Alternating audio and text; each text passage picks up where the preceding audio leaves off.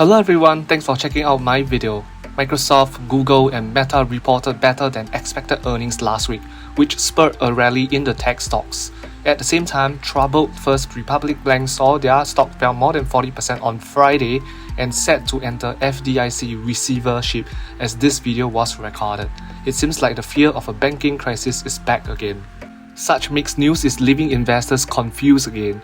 Then this week we have more companies reporting their earnings and FOMC meeting is also coming up. How will this affect the stock market? And have you heard about the phrase sell in May and go away? Let's discuss them all in this video. We had an eventful week with major indices declining at the start of the week, but ultimately closed the week with solid gains. Nasdaq was the clear winner with the largest gain at 1.3%.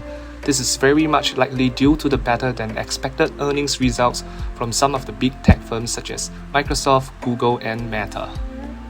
In fact, interestingly, according to data from FactSet, over half of S&P 500 companies have reported their earnings so far, and among these companies, 80% have beaten expectations.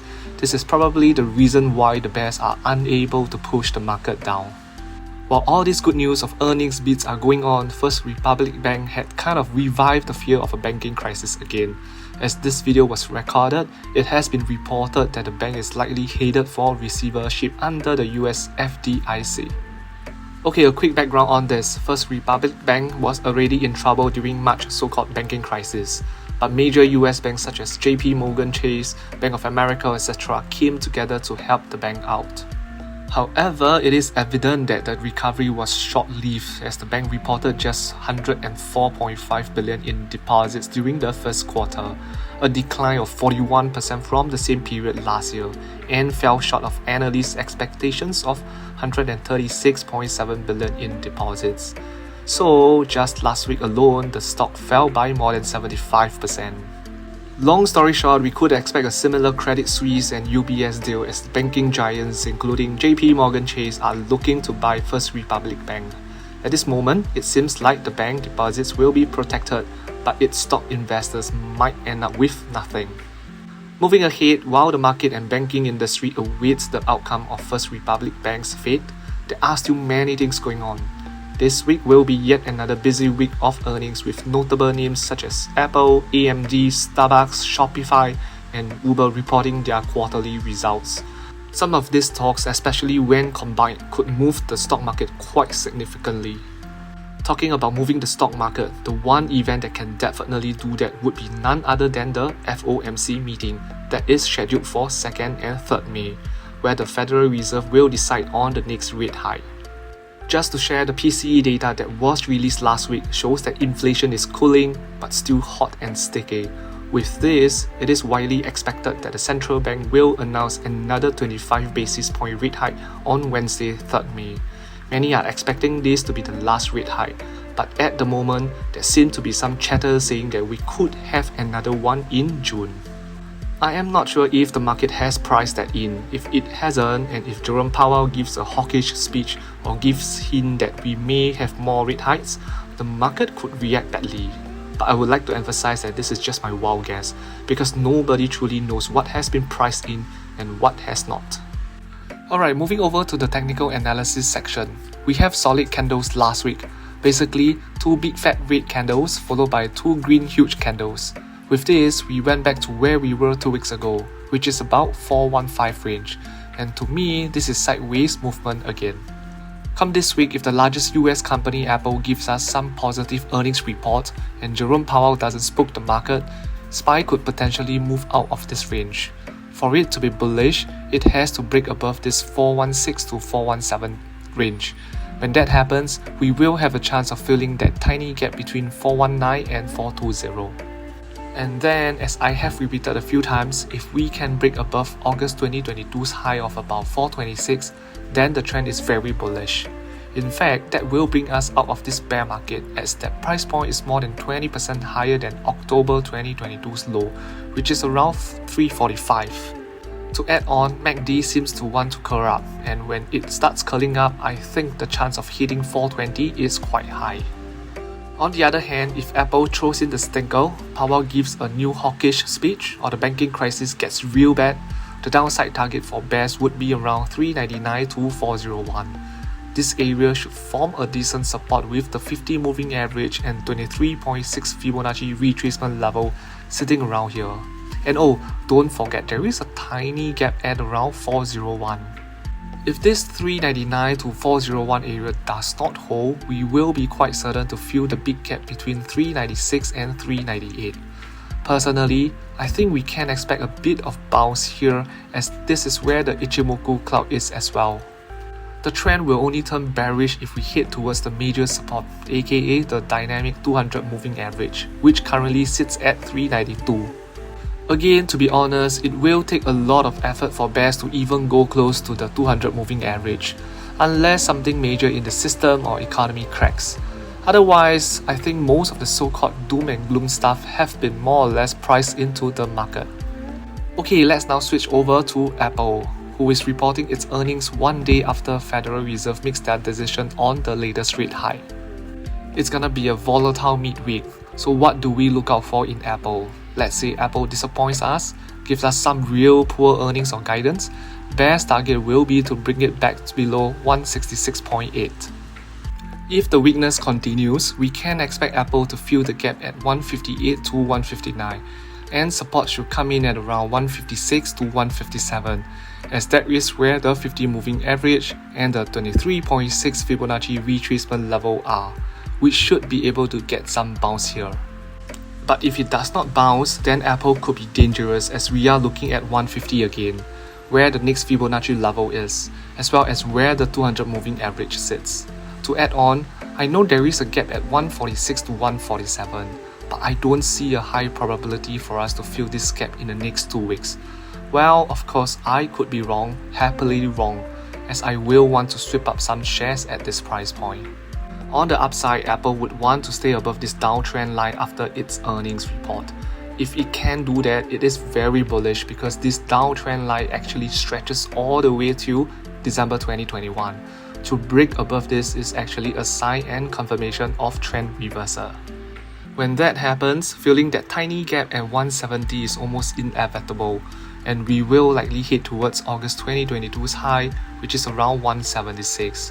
But of course, along the way, there could be some profit taking here and there, aka small little pullbacks.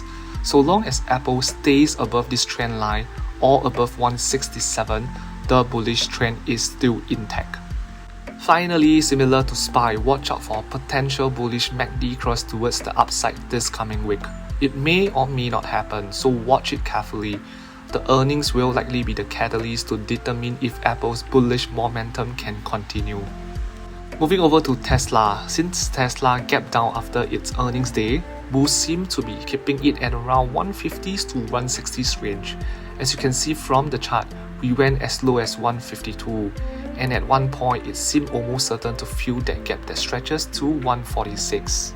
However, buyers started to step in and pushed it back above the 50% Fibonacci retracement level. That to me is slight bullish. For it to be more bullish, it has to charge towards that gap at the top this week, which is 169 to 177. If that happens, means we cleared another hurdle of the Fibonacci level at 173. Just to add on, if we stick and stay around sub 180s, don't be surprised if we start charging towards 200 because of this consolidation zone which stretches from 170-ish to 210s range.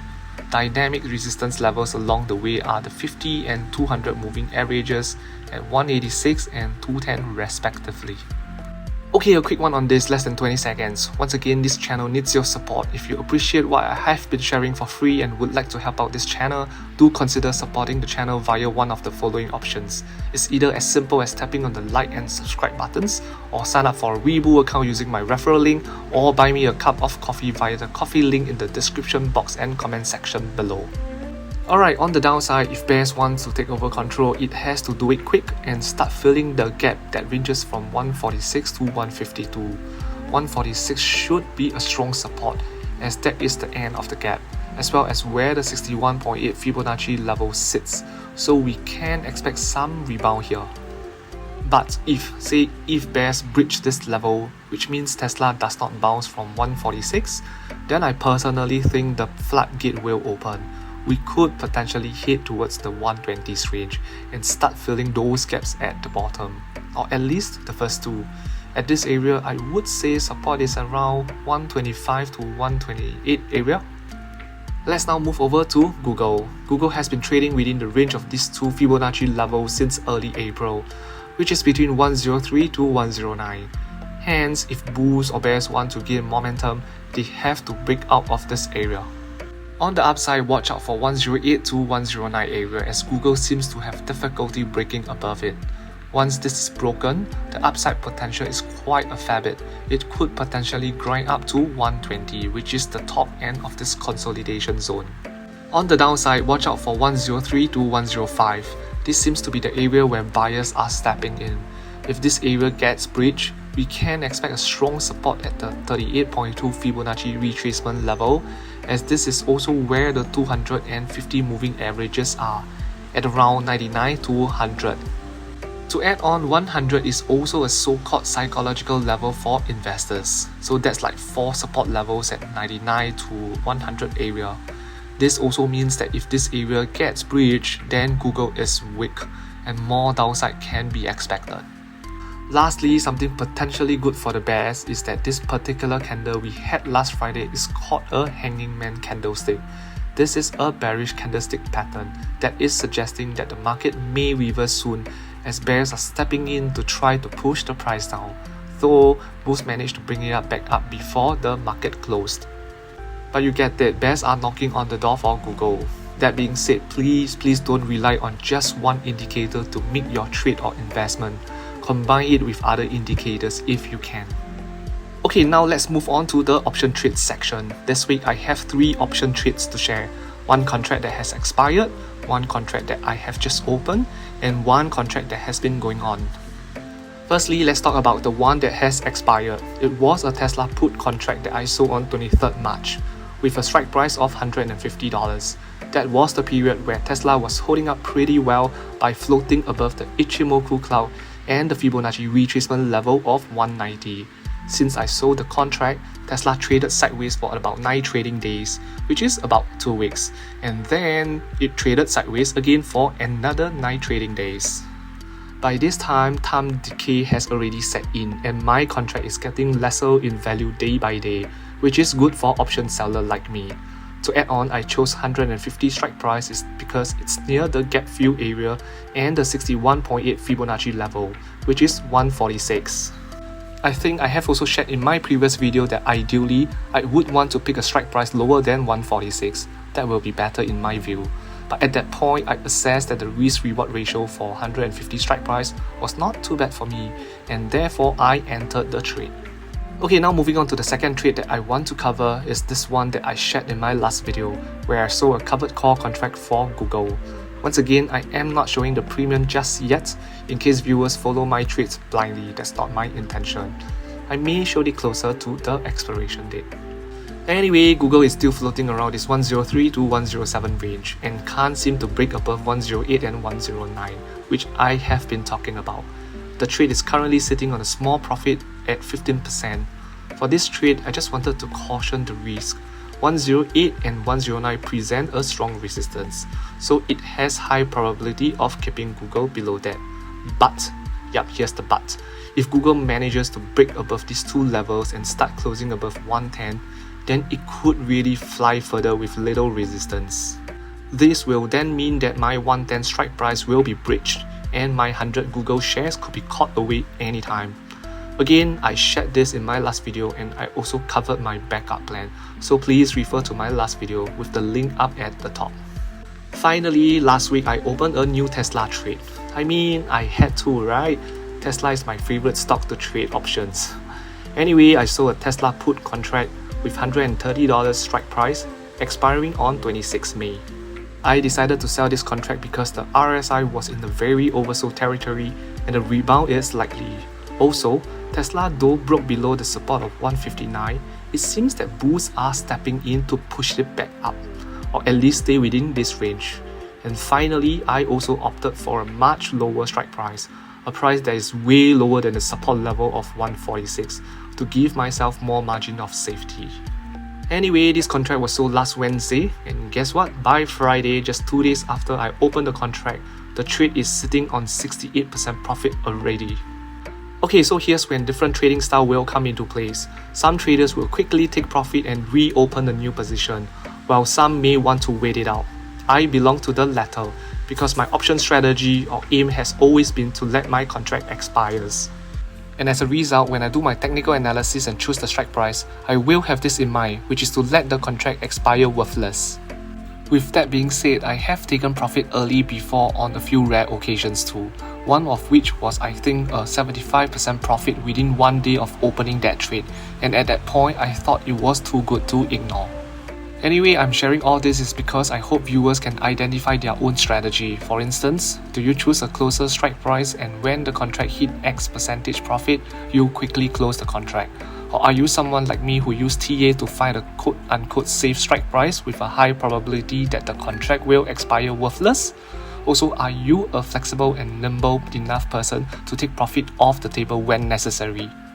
Alright, there will be no video this coming weekend, so I shall share more thoughts on the market in the next 2 weeks. Overall, the market rally is looking good with healthy pullbacks here and there. I know the macro remains weak, and that explains why I am still a little bearish in the longer term. But here's the but. Despite being a little bearish, I think it is important not to be stubborn and to recognize the charts and price actions. That is the reason why I have been making some slightly bullish trades despite the little bearish view in me. With that being said, to all the bears out there, not all hope is gone. There is still chance for you. I mean, Powell could come out with a hawkish tone, we could have more rate hikes, more bank failures, more things cracking, etc, etc. All this could potentially bring the market down. However, this to me is a waiting game with no guarantee. Therefore, if the price action is showing bullish signs, ride the uptrend. Then, when things start to crack and when the market starts to fall, you trade the downtrend and rejoice all you want. The reason why I am sharing all this is because I do observe there are traders or investors who keep wanting the market to go down or always buy put options in hope that the market will crash. Personally, I don't think it is wise to have a permanent bias towards the stock market. In order for the market to crash, something that is unexpected has to happen. That's because market doesn't like uncertainty or things that they are not expecting. This is why the market is holding up or even rallying despite the rate hikes, the decline in earnings, the still hot and sticky inflation. All this have been priced in long ago, maybe except for the recent banking crisis. Well, here are 2 potential good news for the bears. Firstly, have you heard of this phrase sell in May and go away?